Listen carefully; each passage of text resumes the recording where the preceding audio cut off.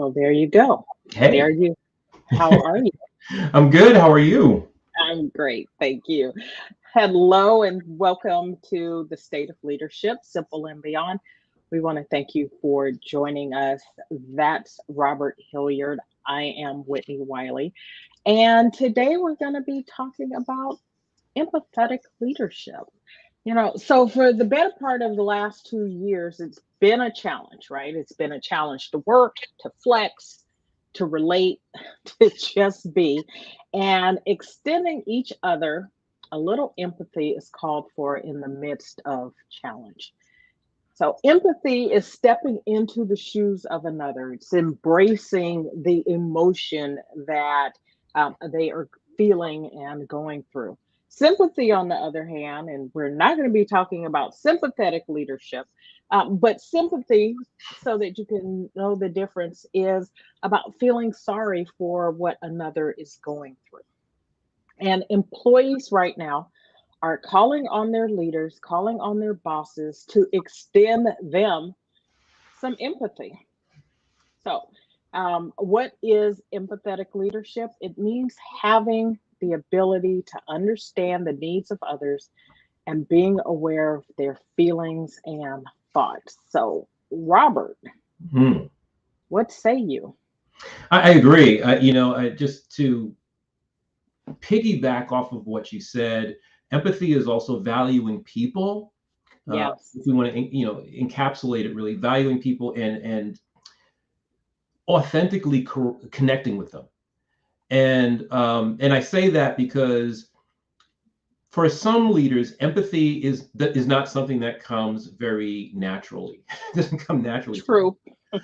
And so when they try to connect, it comes off, fake, for lack of a better word. So it Yeah, should be authentic, connecting with them authentically, not because it's something that you heard on a program like the one we're doing now, or you read it in an article, but connecting with people in an authentic way, authentic to you. well, we can't negate people learning things in a program, though, right? I No, mean, not at all. it's one of those things when we talk about simple, and the S is for self awareness, and simple is understanding that if you learn something and it resonates with you, that there's a challenge there for you to do something about it. So, absolutely, it should be authentic, but it's okay that you weren't aware, maybe that you needed to have empathy or that you have not been empathetic. I had read an article, it said, empathetic leadership, are empathetic leaders born or made? And of Mm, course, my answer is yes. They are born and made, right? right. There are, just like leaders in general are born and made. So there are some people who naturally have the characteristics, and are more naturally empathetic, but it is a skill that can be learned if Absolutely. you are willing to learn it, right? Right. And I'm not saying that you shouldn't put yourself out there if it's not something that comes to you naturally. You should certainly experiment and try. But what I'm saying is, like, you're not really sincere in your use of it. You're just like, I'm doing this because, someone said I should try it and I don't really care about it. That's not going to come off as authentic. That is not cool. And yeah, I agree with you there. it's amazing how many people do things like that. Well, certainly somebody said I should try it, so I'm going to do it. I don't really believe it, and it comes off as fake, and it backfires. Absolutely. So, the Center for Creative Leadership found that empathy in the workplace is positively related to job performance. And that's what we're going to talk about. There were a couple of articles that I've read. I know you've read some articles about this. We'll put the articles in the post, so that you can have access, put the links in the post so you can have access to it.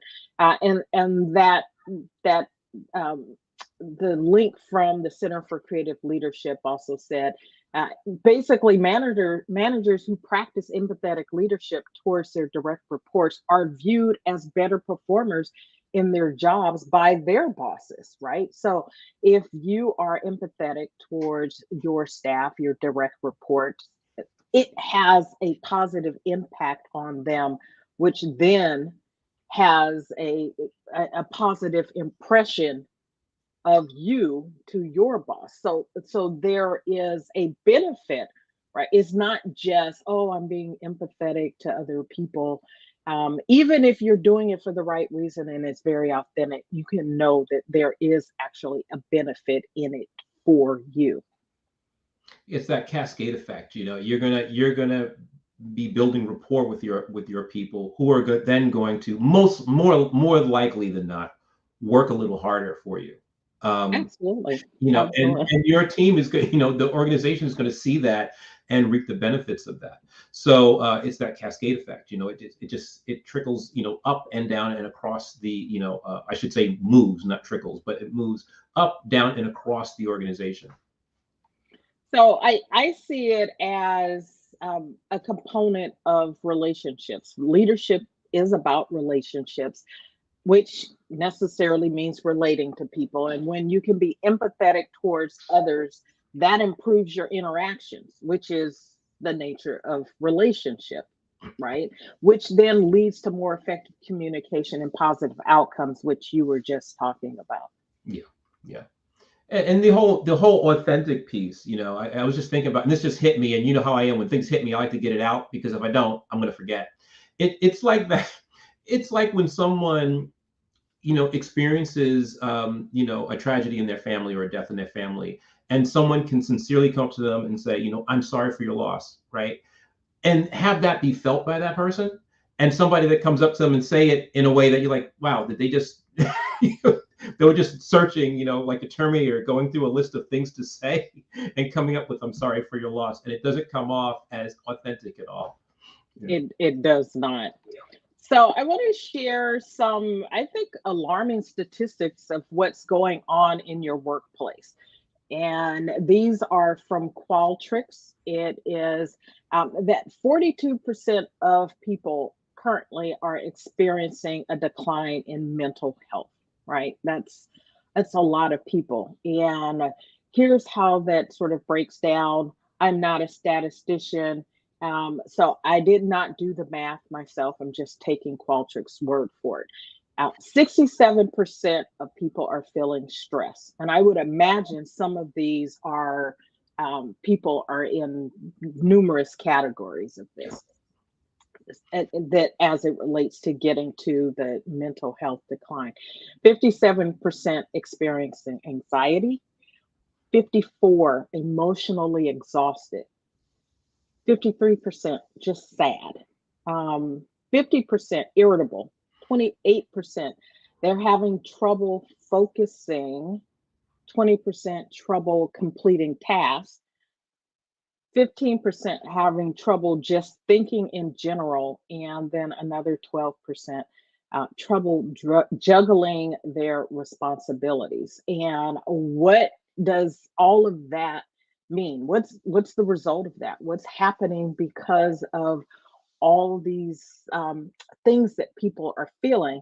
Sleep is compromised is one of them, right? And when you are sleep deprived, it certainly has an impact on your productivity at work and your relationships at work, which then creates problems for you at home, right? Because when things are not going well at home, it impacts work. And when things are not going well at work, it impacts um, how things are working out for you at home. And then it's resulting in a lot of incivility. Georgetown University did a study that's found that workplace incivility is rising, and the effects are extensive, including reduced performance, collaboration, deteriorating customer experiences, and increased turnover. And if you've been out in the world, right? If you've been in the store, if you've been walking down the street or driving, you can feel some of that tension. And, there's a global cause, but it's having an effect in the workplace. And that's why the call for empathy. I think is sort of the drumbeat for it is getting louder and louder. I would agree. And, one of the things that I was writing some things down when you were talking, Whitney, and one of the things that, the big word that came up for me is disengagement at work. Yeah. Stress leads to disengagement, and a lot of other things. But I think that's the big thing, and we talked about this, I think, several weeks ago, how people are not really engaged right now. And empathy can help because it will help, relieve that, some of that stress, not all of it. Uh, Right. People feel that, their leader truly, cares about them. And I'm not talking about in the Pollyanna, kumbaya, everything's going to be all right way, but really listening to them, maybe pointing them in the direction of some resources for them, maybe offering suggestions for them so that they can, get through whatever's stressing them out. It will be more helpful and help them be more engaged in their job.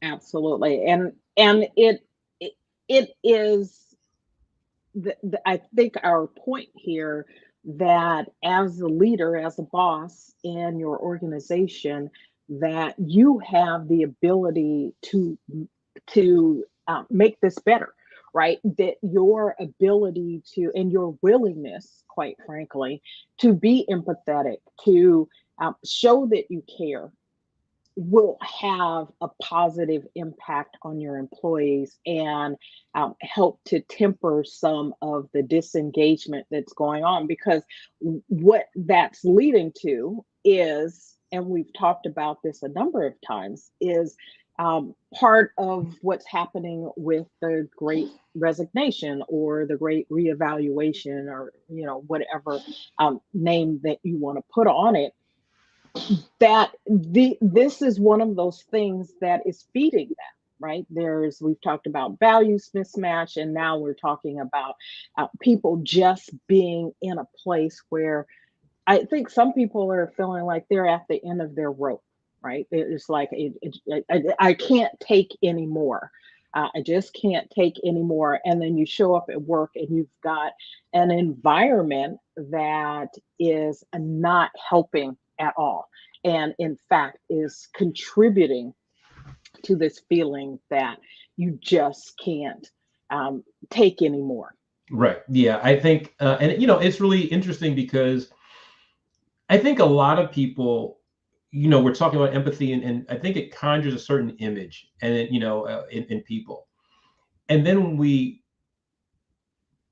marry that, for lack of a better word, to leadership, empathetic leadership, people tend to move away from that. I once worked for someone who felt that, you really shouldn't have any friends at the job, which I thought was just the weirdest thing. Like, you shouldn't go to lunch with your coworkers. You shouldn't share personal stories. This person was not well liked. They were not, and when we look at it through this lens, they weren't empathetic. And Right.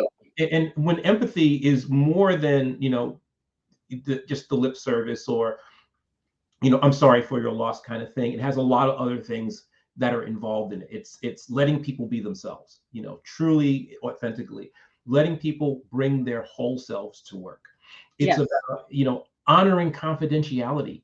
When someone comes to you and they tell you something that's going on with them, you're honoring that confidentiality. You're not spreading that. You're keeping things between you and that person, because that builds trust. And so when they talk about empathy, they only have one dimension, but empathy is multi-dimensional. It has a lot Yeah. of different dimensions to it. Um, it's allowing people to share their perspective on things and not coming down on them when their perspective of something is not the same as yours. So we can expand that definition. I think people will find that they can be authentically empathetic if they can expand that and grab some of those pieces that they really feel comfortable with and incorporate that into their leadership. I absolutely agree with that. That, encouraging others to share goes to creating an environment, a culture that allows that, right? And you talked about being open and authentic to say that you can sort of speak your mind, or you need to share what you need to share, and then to punish people for doing that in however whatever way you punish them, right? It sends a different message than the words that you say. So you've got to make sure that you're walking the talk, that you are in fact creating the environment that you say that you're creating. And so open and transparent, being authentic, allowing people to share, get creating a culture in an environment that allows that to happen. Being trusted, being someone who can be trusted with information, right, is another thing. If you an employee comes to you and shares something and then you share it without permission, that's a problem. That is a Just huge saying. problem. That's a huge problem. Just And saying. and many problems have been caused from doing just that. And I think, I think the challenge for a lot of leaders here, because let's face it, there are a lot of great leaders out there, or or people that want to be, I should say, great leaders out there and people that want to be better with their leadership. And I think one of the things that they run up against is trying to activate these things when it's counterculture to the organization that they work. Mm-hmm. So they may, or even on a smaller level, their boss, right? So they're trying to be more empathetic, and their boss is like, "What are you doing? We don't need that. That's not something that we do here. We're about numbers, or we're about this, or we're about that." But when you really look at it, all organizations are about people. Right. And everything that you do, even if you're a numbers driven organization, the more the better you connect with the people, the more you're going to be able to you know move your organization toward your mission, or toward where you want it to be. If it's a fact based, data driven numbers organization, the better you communicate and connect with your people, it's going to allow you to do that. Absolutely. And so I couldn't agree with you more. It's absolutely about people. At the same time, there are benefits to this, right? So it increases efficiencies. It increases your bottom line and productivity amongst your employees, that your company revenue, bottom line. It increases your ability to be innovative and creative, provided again you give people the space to do that, an environment in which it's okay to take chances, to take risks, to make mistakes and learn in the process. And part of that empathy is, and being an empathetic leader, is understanding when people make mistakes, right? It's not just about them feeling bad or something's going wrong in their life, but that people are genuinely trying to do the right thing the best they can. They're bringing their whole selves. They are attempting to be creative problem solvers, and then something happens and you come down on them like a ton of bricks. And they're like, well, what was I doing all that for? I might as well have just, you know, not even tried anything different, trying to be creative or innovative, trying to solve problems because I will be punished for it. And we talked about this, I think, the last time, and another direct result of that, are people hiding mistakes. And you really don't want your folks hiding mistakes, especially if you work, in a high stakes type of industry, because that could be disastrous.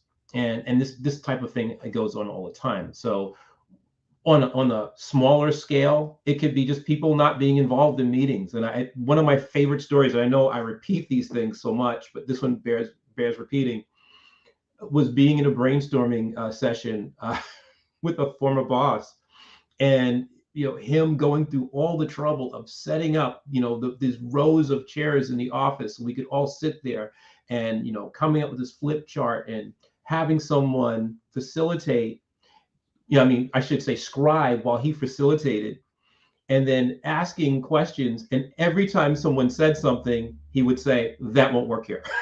So after the fourth time he asked, no one said anything. And then so we're sitting there. I mean, that was the first 10 minutes of the meeting, of an hour-long meeting. And so we're sitting there for 50 minutes just staring at each other, because every time someone said anything, he just shot it down.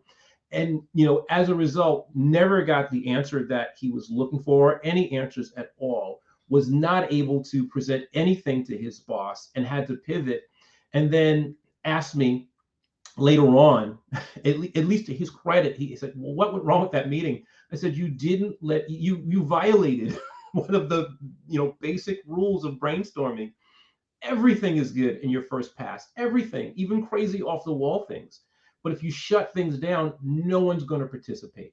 So it's like that. And so so that information was given to him, but it didn't change his approach. And so for me, there was no sincerity that he was willing to change. He's like, okay, what did I do wrong?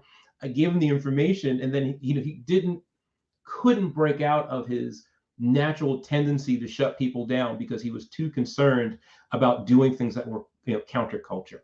Yeah, it's crazy. I've had similar experiences where I'm in a meeting and whoever's in charge is saying, I want to hear everybody's input and ideas, and nothing is off the table. And then the first time you say something, they're like shutting you down. It's like, okay.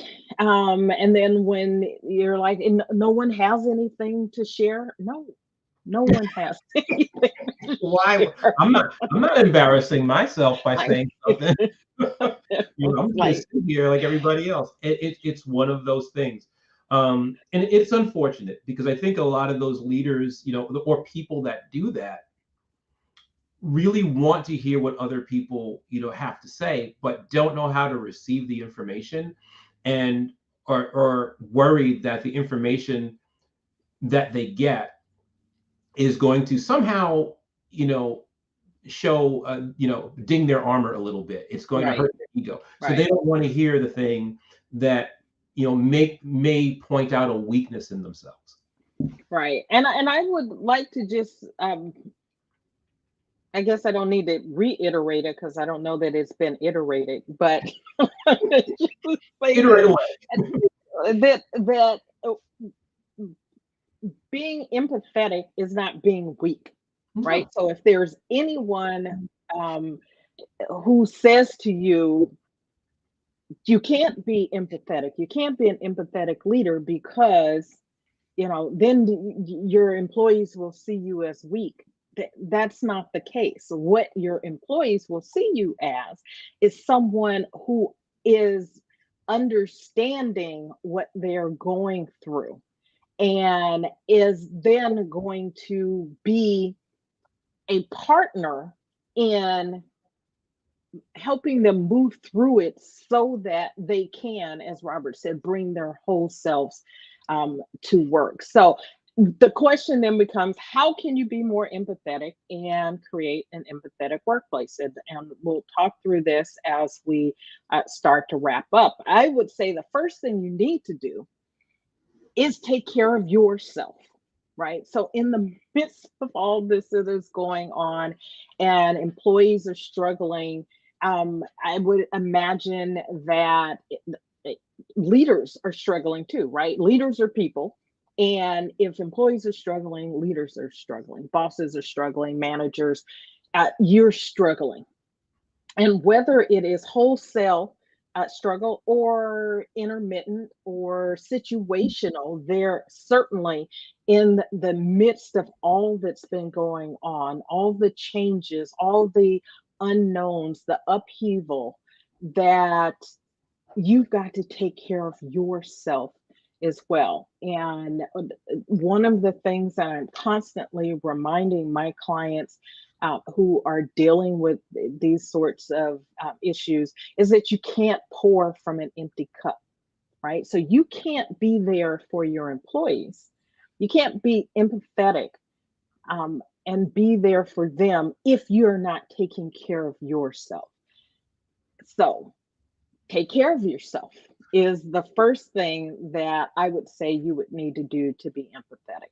It's almost like it's almost like you're saying, practice empathy on yourself first, right? Yes. It's like, yes. It's taking care of your own needs. You got to take care of your own needs before you can take care of the needs of somebody else, right? Absolutely, I, absolutely. In an airplane, what do they say? Put your own oxygen mask on before you help someone else. that's So great. you've got to take care of yourself.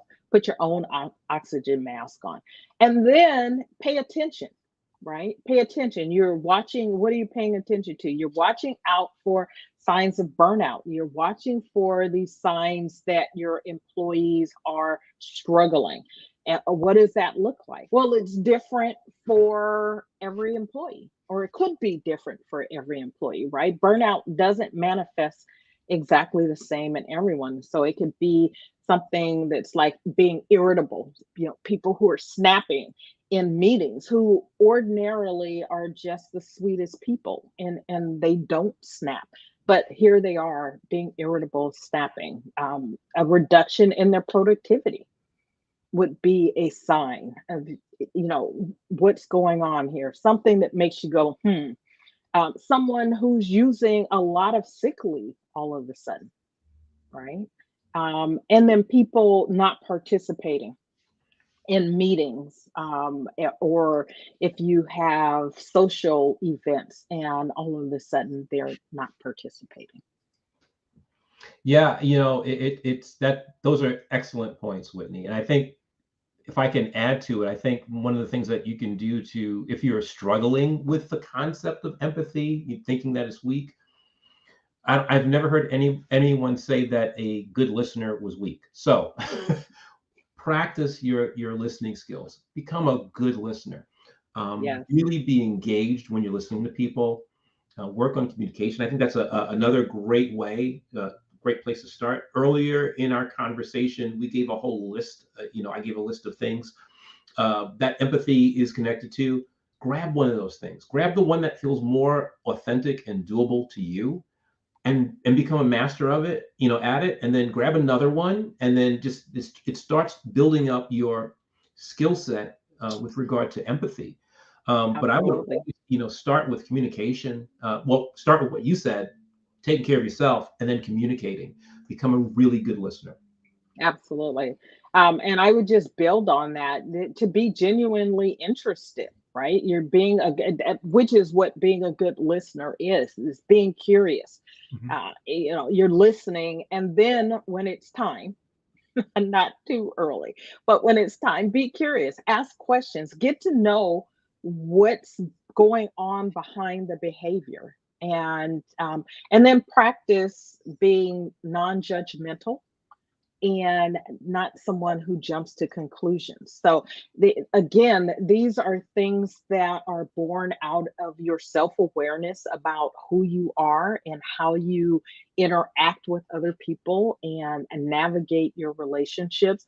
If you do that in general, now would be a good time to really start paying attention to yourself, and making some strides to do it a different way. Get to know your employees. Not that you need to know every little personal detail about them, but things like their hopes and dreams, and make sure that you're able to, where possible, right? Obviously, depending on the job, the position, the things that need to get done, but matching work to help them in pursuit of their hopes and dreams. And that helps them to be satisfied in their job. And when they're satisfied in their job, they're engaged in their jobs. And we were talking about disengagement earlier. And you're being able to be empathetic in the situation, understanding who they are, helps you help them to be both have job satisfaction and engagement. Yeah, I couldn't have said that any better. I mean, that was just, wonderful. Because it's one of those things that, so many people overlook. And I've had so many experiences in my, fill in the blank years career. And, one that always stands out to me, and, when you're talking about empathy, and when you brought up this subject, something stood out to me. I had, and I'm not going to give specifics, but I had a colleague when I was working at an organization that was in crisis. I mean, really bad crisis. And I remember bringing it up to my boss and saying, we need to point this person toward resources. And he was like, well, we really shouldn't get involved. And I was like, no, we should get involved. This is a person that's in, and from his perspective is like, well, it seems like they're having a personal issue, but they're at the job having a personal issue, right? So, right. That's empathy. And, obviously, he's not on the call.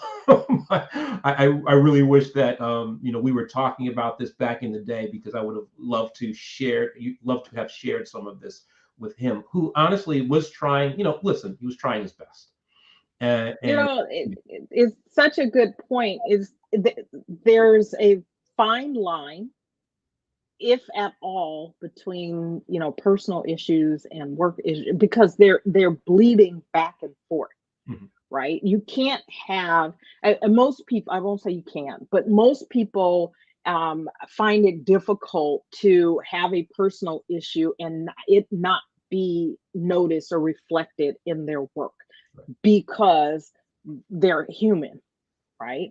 And when they are struggling to hold it together, right, so that they're not being emotional at work, which is the attempt, right? So I'm going to hold it in so I can't be emotional, or that I'm not emotional at work.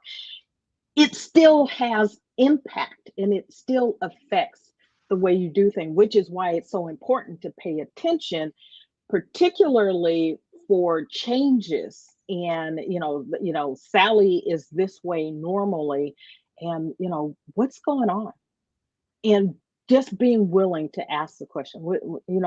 I see you're struggling, what's going on with you. Direct them. You don't have to, we're not saying you have to solve their problems. Right? You're not a therapist, unless you're a therapist. You're right. not a therapist, right? You're not a coach. You're not a priest. You're not all kinds of things, unless you are those things. And so we're not saying it's your responsibility to solve those problems, but you can walk alongside them, directing to resources and tools and strategies maybe that they can use that would help them to better move through whatever they're going through. Absolutely. Cool. So you have a final word as we wrap up? No, those were my final words. Those were my final words. Yeah, just find something on the list and work at it, that you feel that you connect with, or and that you feel you can do authentically, and practice it and use it to your benefit, and then grab another, and and that way you're building up your skill set. I think that's, and of course you said taking care of yourself, and and now I'll say, work on being a really good listener, and all those things. That's my final words, and some of yours. I will leave it at that. Right. It is very much, you've got to take care of yourself. Put on your own oxygen mask before you put on someone else's. Take care of yourself so that you can take care of others, because you cannot pour from an empty cup. And on that note, we want to thank you for joining us this week as we talked about empathetic leadership. If there is anything that we can do to be of service to you, to help you develop as a leader, to help you in creating the culture that you are looking to create in your organization, in your unit, it's something for yourself, please reach out to either Robert or I, and we would be happy to have a conversation with you to see how we can be of service. So with that, thank you again for joining us, and have a great, we're here every Thursday. That's right. Every Thursday, 3 p.m. Eastern, 12 p.m. Pacific, except for those Thursdays that we're not here. We're here every Thursday. So have a great rest of your week. Take care. Take care.